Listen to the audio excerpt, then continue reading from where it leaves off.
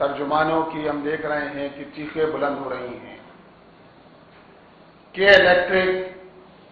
جو power sector کا سب سے بڑا مافیا بن کر ابھرا ہے اور جس نے پچھلے 20 برس میں کراچی کے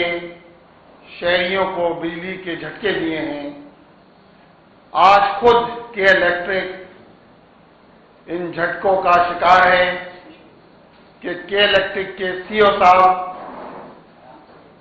ٹیرف میں کمی کے بعد دھمکیوں پر اتر آئے ہیں، لوڈ شیڈنگ کی دھمکی دے رہے ہیں اور اسی طرح بلیک آؤٹ کی دھمکیاں دی جا رہی ہیں۔ ہمیں یہ بتایا جائے کہ کے الیکٹرک کہ جس کو نوازنے کا سلسلہ نہ صرف نیپرا، وفاقی حکومت اور کے الیکٹرک کا یہ گٹھ جوڑی ہے کہ 20 سال میں کے الیکٹرک کو 900 ارب روپے سبسڈی کے دیے گئے ہیں۔